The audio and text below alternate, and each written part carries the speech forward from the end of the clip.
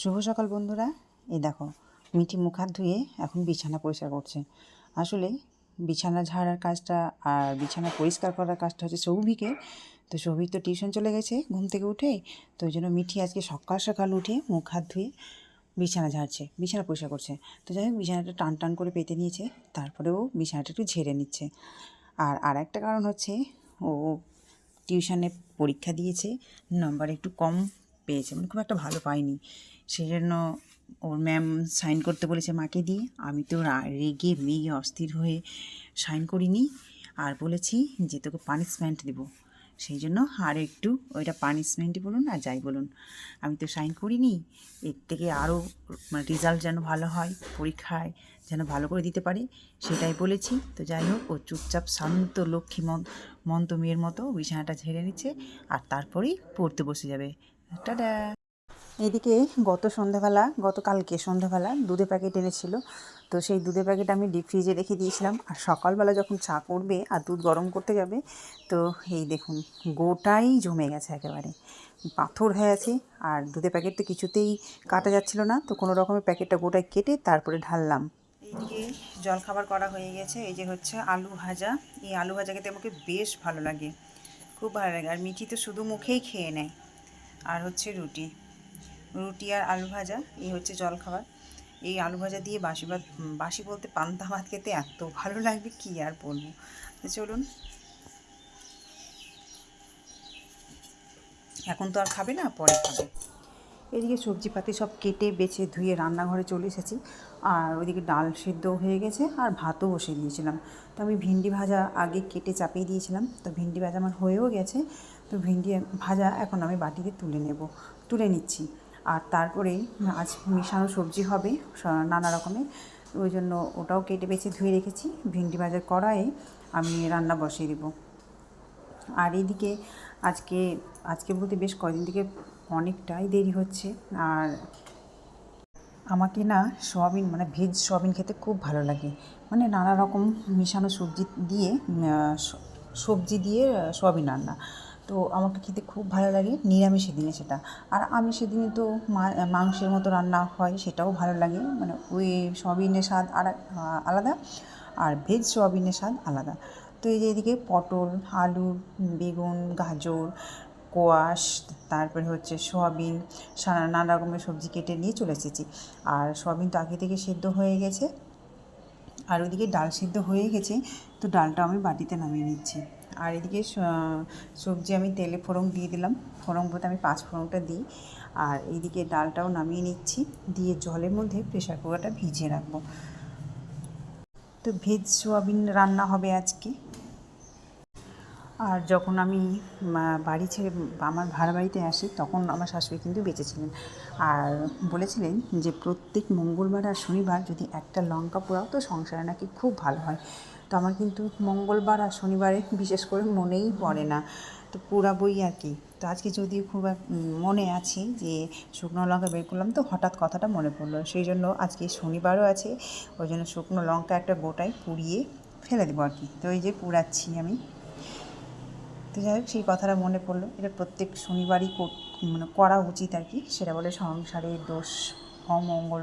তো এইদিকে আমার তরকারি রান্না হয়ে গেল। তো ভেবেছিলাম একটু গামাখা করে রাখবো, তো সবজিটা বেশ শুকিয়েই গেল আমার কাজ করতে করতে, অনেকটাই শুকিয়ে গেল। দিয়ে আবার ভাবছি জল দেবো, থাক আর জল দিলাম না, শুকনো করেই নামালাম। কারণ হচ্ছে যে আমি সবজি বসিয়ে অনেকগুলোই কাজ করলাম, কুটনো কেটেছিলাম, সেখানে সেই সবজির চোকাগুলো তুলে রাখলাম। আর তারপরে তো জায়গাটা মুছলাম, আর সকাল থেকে অনেকগুলো বাসন ছিল, সেই বাসনগুলোও ধুয়ে নিলাম।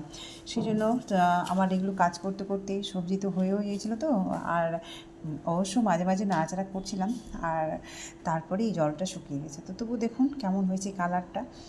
তো আমি বাটিতে নামিয়ে নিলাম সবজি, আর এদিকে ডালটাও ছুঁয়ে নিয়েছি। ডালে টমেটো দিয়েছি। কালকে কুমড়ো ডাল খেতে আমার মেয়ে খুব পছন্দ করেছে, খুব ভালো লেগেছে। কুমড়োগুলোকে তো শুধু শুধু খাচ্ছে। আর আম এবছর একদিনও টক বা আমের ডাল হয়নি, কারণ ছেলের একটু অ্যালার্জি হয়েছে, ওই জন্য আর করছি না। আম আছে কেনা যদিও, তো টমেটো দিয়েই টক ডালটা করলাম আমি, যদিও খেতে খুব ইচ্ছে করছে টক ডাল। তো যাই হোক, ছেলের অ্যালার্জি যখন ভালো হবে তখন খাওয়া যাবে, কী করা যাবে বলুন, অ্যালার্জি থাকলে তো আর খাওয়া যাবে না যদি চুলকোয়। আর এদিকে মিঠি পড়ে উঠে এখন জলখাবারটা খাচ্ছি। ঘড়িতে এখন বাজে হচ্ছে 11:30। তো আমার রান্নাও প্রায় কমপ্লিট হয়ে এসেছে, ডালটা নামালে হয়ে যাবে। আর মিঠি পড়া হয়ে গেল, জলখাবার খেলো, ওই যে রুটি আর আলু ভাজা। সৌভিকও খেয়ে নিয়েছে, আমি এখনও খাইনি। তো ভাবছি একবারে সব গ্যাস ট্যাস মুছে টুছেই জলখাবারটা খাবো। তো যাই হোক, মিঠি এখন স্নান করবে, তারপরে তো একটু গানে বসবে। তো রান্নাবান্না আমার কমপ্লিট হয়ে গেল, গ্যাস মুছবো এখন। আর কড়াইটা ধোবো, শুধু কড়াইটাই ধুতে আছে, বাদ বাকি সব কিছুই ধোয়া হয়ে গেছে। আর গ্যাস মুছবো, গ্যাস যদি এখন গরম আছে, কড়াইটা ধুতে ধুতে গ্যাস ঠান্ডা হয়ে যাবে। তো যাই হোক, এই খাবারগুলো ওই ঘরে এখন নিয়ে যাব, কারণ ওই ঘরে ভাতটা নিয়ে গেছি। আর এই তরকারি, ডাল, এখানে আছে ভিন্ডি ভাজা। তো ওই ঘরে খাবারটা নিয়ে যাব। খাওয়া দাওয়া করে বিছানায় উঠে একটু ঘুমাতে এসেছিলাম, আর তারপরে শুনতে পাচ্ছি হরেক মাল বলে ডাকছে। তো আমি দৌড়ে মিঠিকে বললাম যে গিয়ে দৌড়ে ডেকে নিয়ে আয় তো, কারণ আমি যদি যাই তো আমার যেতে যেতে হাঁটতে হাঁটতেই ফেরিওয়ালা চলে যাবে। সেই জন্য মেয়েকে পাঠালাম, মেয়েটা দৌড়ে গিয়ে ডেকে নিয়ে আসলো। কিন্তু কাজে কাজ কিছুই হলো না, যেটা আমি চেয়েছিলাম মনে মনে সেটা পেলামই না। সেটা হচ্ছে শাক ধোয়ার জন্য ঝুড়ি।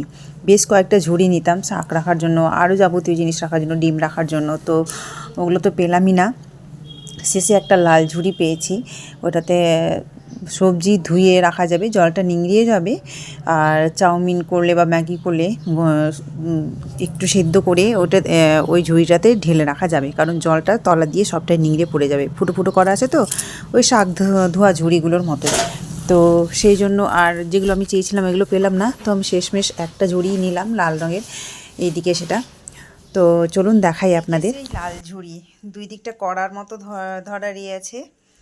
এই লাল ঝুড়িটা আমি নিলাম, চাউমিন করে মানে চাউমিন সেদ্ধ করে বেশ ঢেলে রাখা যাবে। খুব সুন্দর একটা ঝুড়ি, এটা নতুনই দেখলাম মনে হচ্ছে আমি। চাউমিন হোক ম্যাগি হোক, এটাতে সেদ্ধ করে ঢেলে রাখলে খুব সুন্দর জলটা নিংড়ে যাবে, তাই না বলুন? ভালো লাগছে আপনাদের? ভালো লাগলে কিন্তু জানাবেন অবশ্যই। ঘরে কেউ নেই, আর একা একা ভালোও লাগছিল না।